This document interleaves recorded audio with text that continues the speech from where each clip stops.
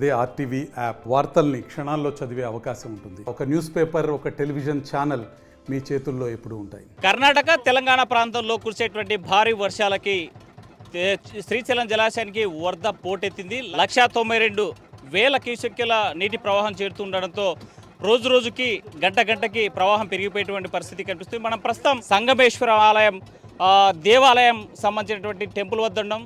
తుంగ, భద్ర, కృష్ణ, వేణి, భీమ, మలాపహర్ని, బనవాసి అనే 7 నదుల సంగమం ఇది. అయితే ఈ ఆలయానికి కొన్ని వేల సంవత్సరాల ప్రత్యేకమైనటువంటి చరిత్ర ఉంది. పురాణం మనం చూసినట్లయితే గతంలో పాండవులు వనవాసం చేసేటువంటి క్రమంలో ఈ ప్రాంతానికి వచ్చారు. ఈ ప్రాంతంలో వనవాసంలో ఉన్నటువంటి నేపథ్యంలో ఆ శివయ్య పూజలు అందుకునేందుకు ఒక శివలింగాన్ని ప్రతిష్ఠించాలని ధర్మరాజు భీముణ్ణి ఆదేశించి కాశీకి వెళ్ళి ఒక శివలింగాన్ని తీసుకురావాలని చెప్పినటువంటి తరుణంలోనే భీముడు కాశీకి వెళ్ళి శివలింగాన్ని తేవడంలో ఆలస్యం కావడం, అయితే ఇక్కడ లింగ ప్రతిష్ఠ చేయడానికి సమయం ఆసన్నమవుతున్నటువంటి నేపథ్యంలో నల్లమల ప్రాంతంలో ఉన్న వేప చెక్కతో ఇక్కడ శివలింగాన్ని ప్రతిష్ఠించి ప్రత్యేకమైనటువంటి పూజలు చేశారు. సంగమేశ్వర దేవాలయం కర్నూలు జిల్లాలో ప్రసిద్ధి శైవ క్షేత్రం ఇది.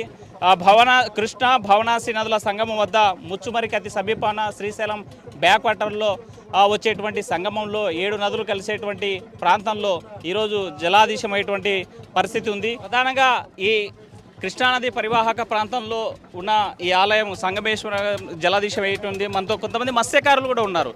చెప్పండి, ఈ ఆలయం యొక్క ప్రతిష్ఠ ఏంది, ఈ చరిత్ర మీకు ఏం తెలుసు?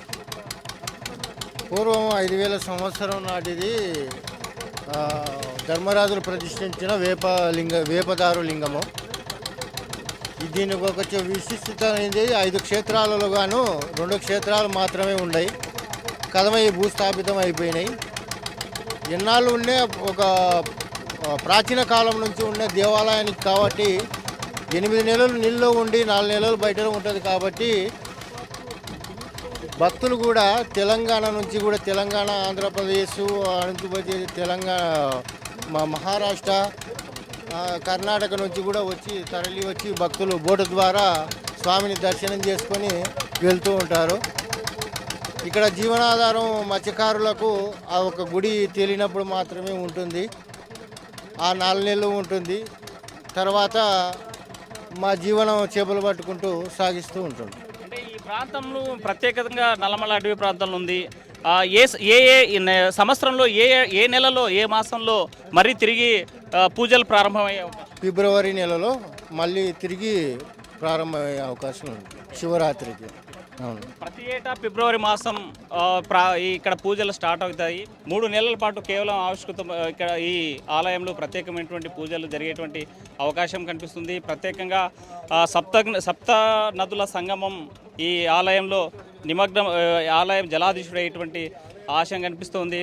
ప్రతి ఏడాది ప్రత్యేకంగా పూజలు జరిపేందుకు రఘురామ శర్మ ఎవరైతే ఆలయానికి సంబంధించినటువంటి ఈ పూజారి ఉన్నాడో ఈ 9 నెలలు జలాధీశమైన తర్వాత ప్రారంభం నుంచి అంటే 842 అడుగులు శ్రీశైలం జలాశయంకి నీటి వచ్చినట్లయితే ఆలయం జలాధీశయంకి ప్రారంభమవుతుంది. ఒక్కొక్క అడుగు పెరిగే శ్రీశైలం జలాశయంలో ఒక్కొక్క అడుగు పెరిగే కొద్దీ గంగమ్మ ఒడిలోకి చేరేటువంటి సమయం అవసరం అవుతుంది. 854 అడుగులకి ఇవాల్టికి చేరుకునేటువంటి పరిస్థితి కనిపిస్తుంది. మరొక 4-5 అడుగులు జలాశయంలో నీళ్లు వరద ప్రవాహం జూరాల నుంచి వచ్చేటువంటి వరద ప్రవాహం పెరిగినట్లయితే పూర్తి స్థాయిలో శివయ్య గంగమ్మ ఒడిలోకి చేరేటువంటి పరిస్థితి కనిపిస్తూ ఉంది.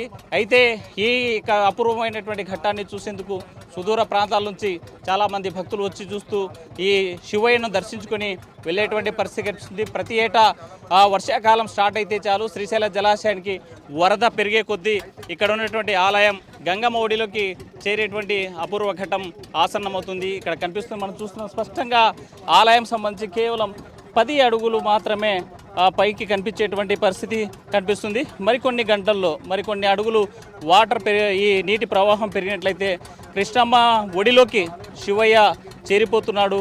ఆ యొక్క అపూర్వ ఘట్టం కనిపిస్తూ ఉంది. అపరూపమైనటువంటి దృశ్యం ఇది. ఈ దక్షిణ భారతదేశంలో ఇలాంటి ఆలయం ఎక్కడా కూడా లేదు. ఇక్కడ ఉన్నటువంటి శిల్పకళ కూడా పూర్తిగా ధ్వంసమయ్యేటువంటి పరిస్థితి కనిపిస్తుంది. 9 నెలల పాటు ఈ ప్రాంతంలోనే ఉండడం, నీటిలో మునిగి ఉండడంతో ఆ యొక్క శిల్పకళా సౌందర్యం కూడా పూర్తి దెబ్బతినేటువంటి పరిస్థితి ఉంది. మరోవైపు పర్యాటకులు అదేవిధంగా ఈ సంగమేశ్వరం వచ్చేటువంటి భక్తులంతా కూడా ఈ ప్రాంతాన్ని పర్యాటక ప్రాంతంగా అభివృద్ధి చేయాల్సినటువంటి అవసరం ఉంది. ఈ ప్రాంతంకి వచ్చేటువంటి వారందరికీ కూడా ప్రత్యేకంగా ఈ ఆలయాన్ని అభివృద్ధి చేయాల్సిన బాధ్యత దేవాదాయ శాఖ తీసుకోవాలని, మరోవైపు ఈ నల్లమల్ల అటవీ క్షేత్రంలో వెలిసిన సంగమేశ్వర ప్రాంతంలో పర్యాటక కేంద్రంగా అభివృద్ధి చేయాలనేటువంటి డిమాండు పెద్ద ఎత్తున వ్యక్తమయ్యేటువంటి పరిస్థితి ఉంది. మరోవైపు తుంగభద్ర నుంచి వచ్చేటువంటి వాటర్ ఇవాళే 10 గేట్లు ఎత్తి 1.5 అడుగు పైగా ఆ నీరు కిందికి విడుదల చేయడం, సుమారు 20,000 క్యూసెక్కులు విడుదల చేసినటువంటి పరిస్థితి ఉంది. కాబట్టి మరో వారం రోజుల్లో ఆ తుంగభద్రకు సంబంధించిన నీటి ప్రవాహం, వరద ప్రవాహం కూడా ఈ ప్రాంతానికి చేరుకుంటుంది. పూర్తి స్థాయిలో ఈ ప్రాంతంలో ఉన్నటువంటి వందలాది ఎకరాలకి ఇక ఈ శ్రీశైలం బ్యాక్ వాటర్ ఏవైతే ఉన్నాయో ఈ బ్యాక్ వాటర్ నుంచే రాయలసీమ ప్రాంతానికి జల సంజీవనిగా ఉన్నటువంటి పరిస్థితి కనిపిస్తుంది. ఈ పూర్తిగా 854 అడుగులు శ్రీశైలం జలాశయంకి వచ్చినట్లయితే శ్రీశైలం నుంచి వచ్చే బ్యాక్ వాటర్ ఏవైతే ఉన్నాయో పోతిరెడ్డి హెడ్ రెగ్యులేటర్కి ఇప్పటికే ఆ గేట్లకు నీళ్లు తాకినటువంటి పరిస్థితి ఉంది. శ్రీశైలం ఈ పోతిరెడ్డిపాడుకి గేట్వేగా ఉన్న రాయలసీమ ప్రాంతానికి గేట్వే ఆఫ్ పోతిరెడ్డిపాడు ఏదైతే ఉందో ఆ పోతిరెడ్డిపాడుకి ద్వారా దిగువకి తెలుగుగంగా ఎస్ఆర్బీసీ రిజర్వాయర్ వాళ్ళకి నీళ్లు విడుదల చేసేటువంటి పరిస్థితి కనిపిస్తుంది. మరి గోరకల్ రిజర్వాయర్లు కూడా పూర్తి స్థాయి పెరిగేటువంటి అవకాశం ఉంది. రాయలసీమ ప్రాంతానికి తాగునీటి కష్టాలు తీర్చేటువంటి జలప్రదాయిని ఎగువ ప్రాంతాల్లో వచ్చేటువంటి వరద వల్ల పెద్ద ఎత్తున కూడా ఇప్పటికే కర్నూలు జిల్లాలో ఉన్నటువంటి జలాశయాలు నిండుకుండను తలపించేటువంటి పరిస్థితి కనిపిస్తుంది. మరికొన్ని గంటల్లోనే సంగమేశ్వరం సంబంధించిన ఆలయం జలాధీశంలోకి వెళ్ళిపోతుంది. గంగమ్మ ఒడిలోకి, కృష్ణమ్మ ఒడిలోకి ఆ సంగమేశ్వరుడు చేరేటువంటి అపురూప ఘట్టాన్ని మనం చూస్తూ ఉన్నాం. మరికొన్ని గంటల్లోనే సంగమేశ్వరుడు ఈ గంగమ్మ ఒడిలోకి చేరబోతున్నటువంటి అపూర్వ ఘట్టం ఆవిష్కరిస్తుంది. వీడియో జల్లి చంద్రశేఖర్తో హుసేన్, RTV, సంగమేశ్వరం నుండి. మరిన్ని వీడియోస్ కోసం ఛానల్ ని సబ్స్క్రైబ్ చేయండి. లేటెస్ట్ అప్డేట్స్ కోసం వాట్సాప్ ఛానల్ ని ఫాలో చేయండి. అండ్ లింక్ డిస్క్రిప్షన్ లో ఉంది.